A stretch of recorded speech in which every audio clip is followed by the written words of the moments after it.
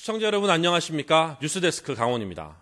동해안 해수욕장 개장 마지막 날을 맞아 많은 피서객들이 막바지 피서를 즐겼습니다.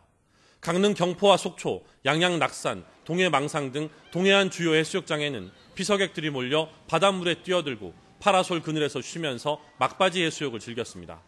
파도가 높아 물놀이 안전주의보가 내려진 가운데 일부 해수욕장은 부분적으로 입수가 통제됐습니다. 동해안 93개 해수욕장에는 오늘까지 1,900여만 명이 다녀가 당초 2,500만 명 목표는 달성하지 못했습니다.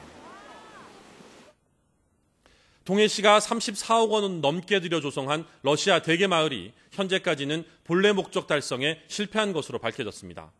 대게 유통에 직접 참여해 시중 음식점에 싼 값에 공급하자는 것이 취지였는데 실제로는 전혀 그러지 못했습니다. 유인호 기자가 보도합니다. 동해시가 지난해 12월 문을 연 러시아 대게마을입니다. 1층은 동해시가 설립한 북방물류 연구지원센터가 수입 대게를 판매하는 공간이고 2층에는 민간업자가 입주해 식당을 운영했습니다. 임금 체불이 문제가 된 음식점이 이달 초에 운영을 포기하면서 지금은 1층 판매장까지 함께 문을 닫은 상태입니다. 동해시가 직영하는 것과 마찬가지인 대게 판매장이 2층 음식점과 함께 문을 닫은 이유는 뭘까? 수입한 러시아 대게를 받아가는 업소가 2층 식당 하나밖에 없었기 때문입니다. 대게마을이 8개월 동안 공급한 러시아 대게는 26톤. 이 가운데 외부에 판매한 실적은 전혀 없었습니다. 유통과대는 안정된 공급망이 확보돼야지 시내도 공급해준다고 소리 얘기를 할 수 있는데 명색이 그래도 시가 대행을 하잖아요, 우리가. 그죠? 그게 안 되니까 시민한테 공급해준다 얘기를 못하지. 동해시가 러시아 대게마을을 조성하면서 내세운 취지는 지역의 대게를 저렴하게 유통해 먹거리 관광을 활성화한다는 것이었습니다.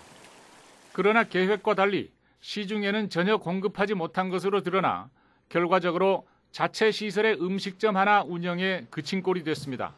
MBC 뉴스 유인호입니다. 횡성에서 사육되고 있는 한우는 횡성한우와 횡성축협한우 브랜드로 나뉘어 있는데요. 민선 7기 횡성군이 한우 브랜드 통합을 적극 추진하면서 축협과의 갈등이 최고조로 치닫고 있습니다. 김진아 기자입니다.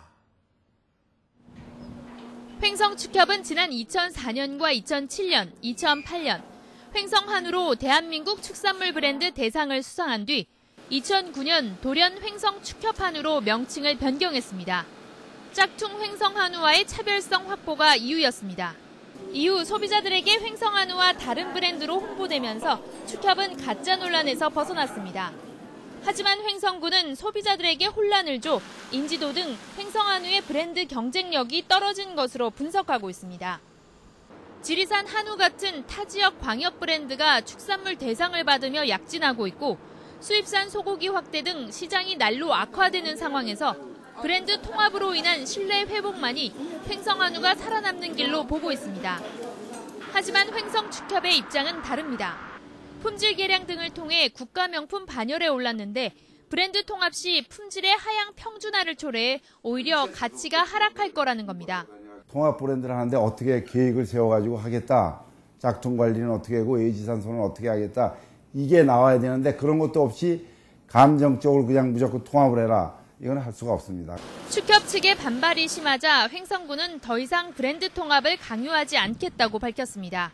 다만 횡성한우 조례에 근거해 현재의 지원 체계를 전면 재검토하겠다는 방침이어서 사실상 행정 제재에 들어가겠다는 것으로 풀이됩니다. 횡성 군민이 자긍심으로 느끼고 있는 횡성한우를 탄생시킨 조례에 반하거나 조례를 부정하는 행위에 대해서는 저희는 단호히 대처할 겁니다.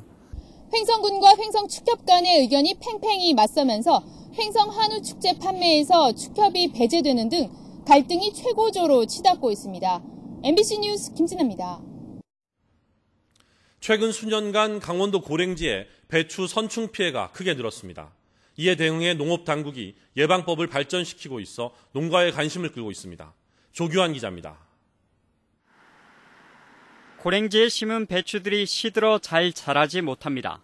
정상적으로 자란 배추와 비교해도 생기가 확연히 없습니다. 외국에서 유입된 사탕무 시스트와 클로버 시스트 등의 선충 피해를 입은 겁니다. 선충들은 배추와 뿌리에 기생하며 양분을 빨아먹어 배추를 시들게 하고 수확마저 어렵게 만듭니다. 특히 2011년 이후 태백과 정선, 강릉 등 도내 고랭지에 선충이 크게 확산되면서 지난해엔 156헥타르가 피해를 입었습니다.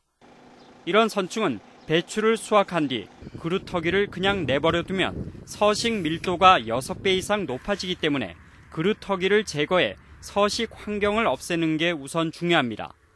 또 백겨자와 같은 풋거름 작물을 재배하는 것도 선충 예방에 효과적인 것으로 알려져 있는데 최근 농촌진흥청이 새로운 피해 예방 작물을 추가로 찾아내 방제 효과가 크게 높아졌습니다. 네, 이번에 이제 연구가 된 사료용분은 기존에 알려져 있는 화이트 머스타드보다 약 한 20% 이상 더 방제 효과가 높기 때문에 시스트 연충 피해를 그 이상 이제 경감시켜서 고랭지 배추의 선충 피해 예방법이 날로 발전하고 있어 안정적인 배추 수급에도 도움이 될 것으로 기대됩니다. MBC 뉴스 조규환입니다. 평양을 방문했던 최문순 강원도지사가 내일 방북 결과를 발표합니다. 결과 발표에는 2021 동계아시안게임 남북 공동개최, 궁예도성 남북공동 발굴조사, 남북산림협력 등 강원도의 남북협력 사업에 대한 가능성과 북측의 반응 등이 포함될 것으로 예상됩니다. 최문순 도지사 등 강원도 방북단 14명은 지난 10일 경의선 육로로 평양을 방문해 열흘간의 일정을 소화했습니다. 대학가에 사활이 걸린 대학 기본 영양진단 2차 결과가 오는 23일에 나올 예정입니다. 교육계에 따르면 오는 23일 대학 구조개혁위원회가 열려 자율개선대학과 영양강화대학이 결정될 전망입니다. 지난 6월 1차 평가에서는 도내 16개 대학 가운데 강원대, 한림대, 강릉원주대, 강원도립대, 한림성심대 등 5곳만 예비 자율개선대학으로 선정됐었습니다. 2차 평가에서 자율개선대학이 되지 못하면 정원 감축과 재정지원 등의 불이익을 받게 됩니다.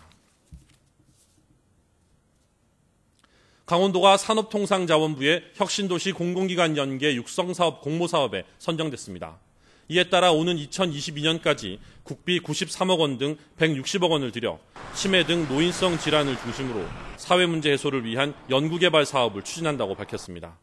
이번 사업에는 원주 의료기기 업체와 건강보험심사평가원, 국립공원관리공단 등 이전 공공기관이 함께 참여하며 한국형 치매 조기 진단용 키트, 치매 예방과 재활훈련 통합 관리용 ICT 융합 플랫폼 등의 개발에 나섭니다. 강원도는 원주 혁신도시 안에 개방형 연구공간을 조성해 도내 기업의 기술 개발과 시제품 제작도 돕습니다. 뉴스를 마칩니다. 고맙습니다.